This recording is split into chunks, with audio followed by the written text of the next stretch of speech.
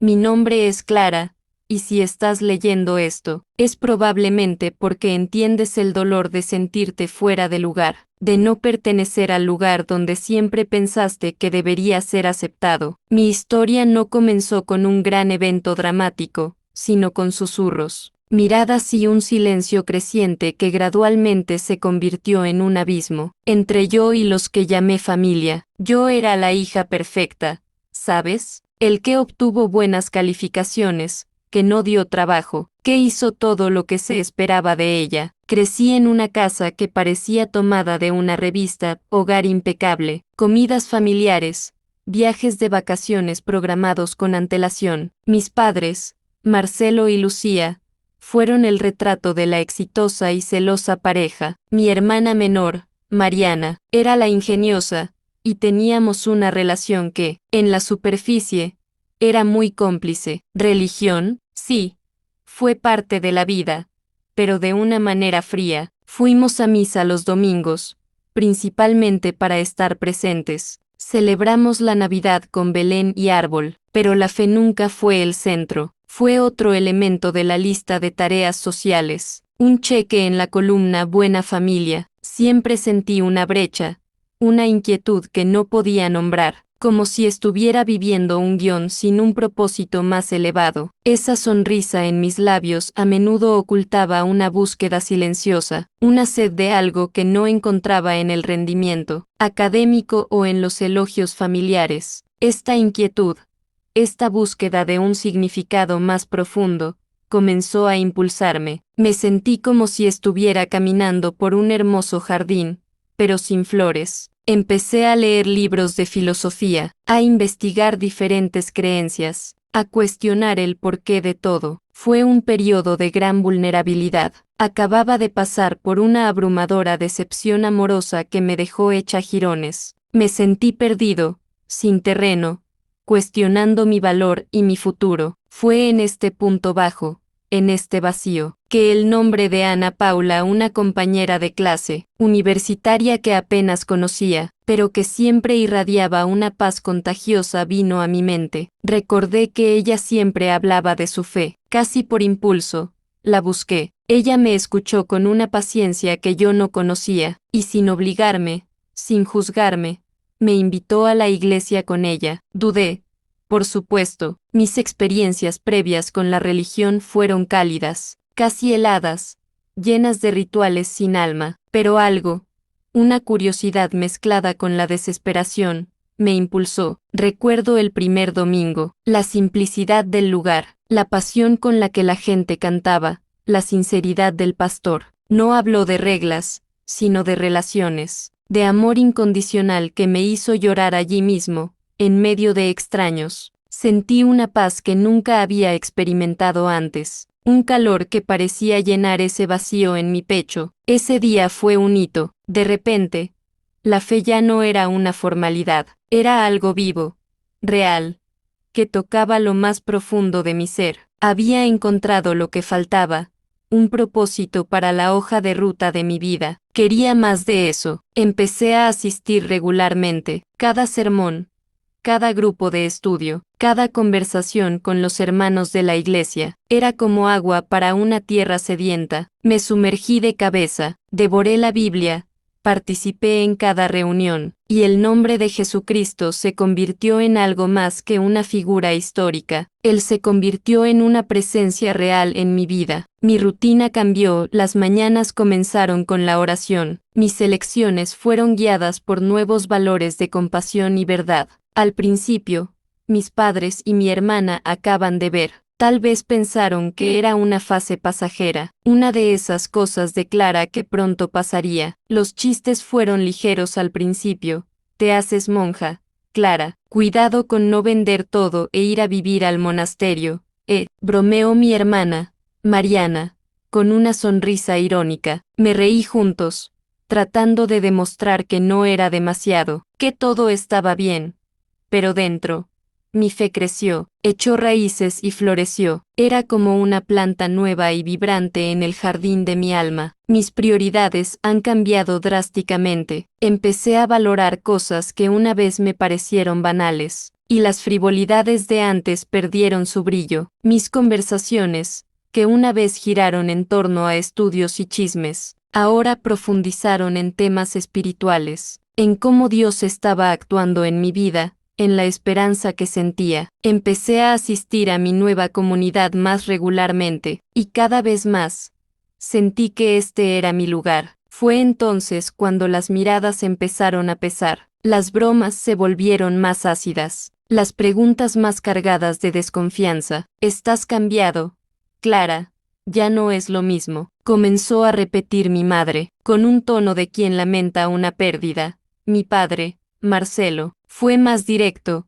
Esta iglesia te está lavando la cabeza, te estás alejando de la familia, de nuestras tradiciones. Traté de explicar que estaba más feliz, más completa, que era un cambio para siempre, que no me estaba alejando de ellos, sino acercándome a algo más grande, pero no escucharon. Para ellos, me estaba desviando del camino al que se habían acercado. Yo, abandonando las tradiciones, la normalidad que tanto apreciaban. Las discusiones se hacían frecuentes, cada vez más calentadas, especialmente durante las comidas o en las reuniones familiares. Cualquier intento mío de hablar de Jesús, de la esperanza, de la paz que la fe me trajo, fue recibido con sarcasmo.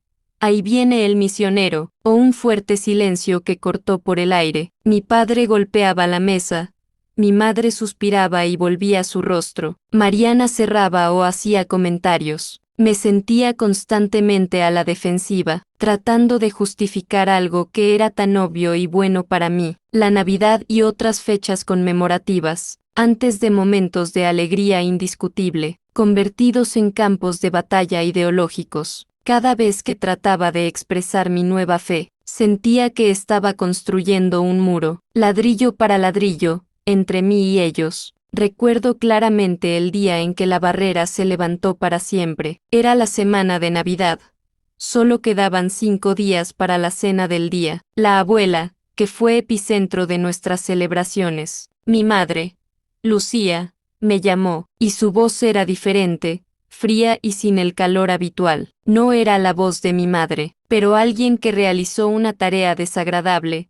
Clara, comenzó, y el descanso que siguió ya me dijo que algo estaba muy mal. Tu tía Elena y tu abuelo Carlos están muy molestos por estas nuevas ideas religiosas. Dijeron que no quieren más sermones y conversaciones extrañas en la cena. Piensan, ¿qué estás avergonzándolos? Mi corazón empezó a latir con fuerza. Dijeron que no quieren confusión en la cena, y para evitar problemas, creo que es mejor que no vengas este año, para evitar problemas para todos. Esas palabras fueron como heridas de puñalada, una por una, recto en mi pecho. No fue una petición, fue una orden, un rechazo velado pero brutalmente claro. Mi propia familia me estaba desterrando de una de las fechas más importantes. Todo por mi fe. La llamada terminó, y yo me paré allí, con el teléfono en la mano, sintiendo el mundo desmoronarse a mi alrededor. El apartamento, que una vez fue mi refugio, parecía aplastarme.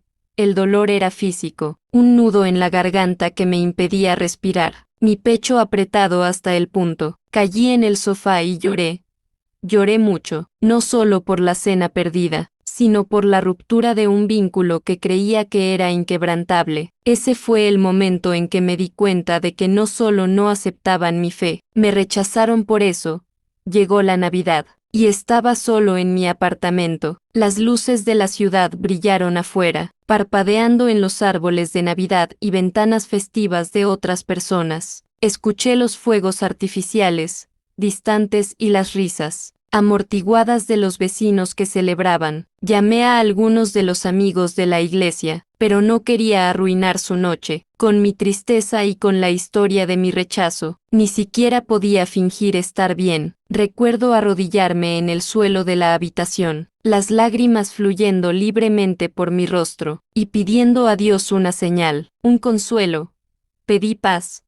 Pedí no sentirme abandonado, y fue en esa soledad abrumadora que se hizo la paz que había encontrado en la fe. No fue la paz de la comodidad externa, de la inquietud familiar, sino una paz que vino de dentro, de la certeza de no estar solo espiritualmente. Fue una paz que trascendió el dolor del rechazo, el día después de Navidad, mientras que el resto de la ciudad digería la abundancia y las sobras de la cena. Una invitación inesperada vino a mi celular, un mensaje de texto de Rafael, uno de los jóvenes líderes de la iglesia, y Clara, un grupo de hermanos está organizando una cena de la familia fiel. ¿A quién no podría estar con la familia o, para aquellos que simplemente quieren celebrar con nosotros? Es esta noche, allí en la iglesia. ¿Quieres venir? Al llegar a la iglesia, me recibieron con apretados abrazos, sonrisas genuinas y un calor que no venía solo de la chimenea o del sistema de calefacción, sino de los corazones. No había ojos de juicio,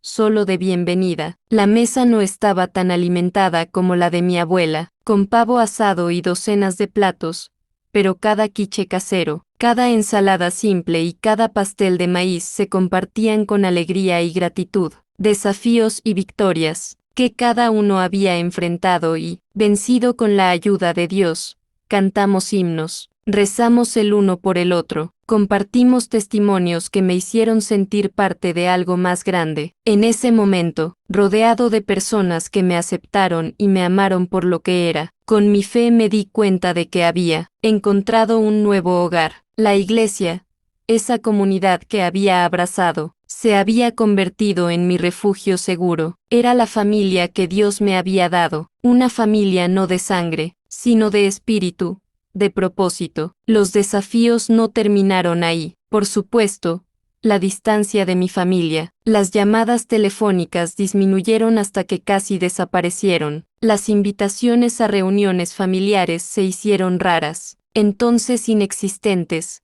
a veces. El anhelo de que la antes golpeara fuerte, la imagen de la Navidad pasada con la abuela en la cocina, la risa de Mariana, y el dolor trata de consumirme, convencerme de que hice algo mal, que debería haber cedido, pero aprendí a no dejar que ella me dominara, incondicionalmente, incluso cuando no soy recíproco. Sigo rezando por ellos, deseando que algún día entiendan la paz que he encontrado, la libertad que he sentido al abrazar lo que realmente soy. La nueva regla de mi vida se ha hecho clara: debo vivir mi fe con autenticidad, independientemente de la aprobación externa, incluso si viene de aquellos que amo. Aprendí que uno no puede forzar la aceptación. Su amor por mí ahora tenía una condición: mi fe no podía ser parte de mí, y elegí no cumplir esa condición en detrimento de mi propia convicción. Es doloroso, sí, pero también increíblemente liberador.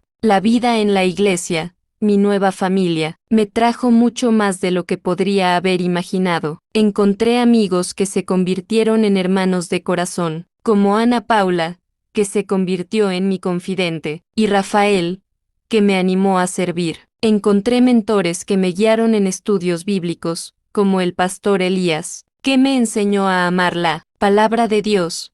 Encontré un propósito que me impulsa todos los días. Comencé a ser voluntario para proyectos sociales de la iglesia, visitando hogares de ancianos, ayudando en refugios para niños, distribuyendo comida. La sonrisa en los rostros de las personas a las que ayudé fue el reflejo del amor de Dios, y me llenó de una manera que el vacío nunca antes permitía. Lo extraño es a mi fe y a mi comunidad a la que me dirijo. Es ahí donde encuentro la fuerza para seguir, para perdonar, para amar. Hoy, mi Navidad es diferente. Sí, él no tiene la mesa de la abuela, ni los regalos tradicionales de mi familia de sangre, pero tiene un significado mucho más profundo. Él se celebra con una familia que me ha elegido y que he elegido, una familia de corazón, unida por la fe y el amor de Dios.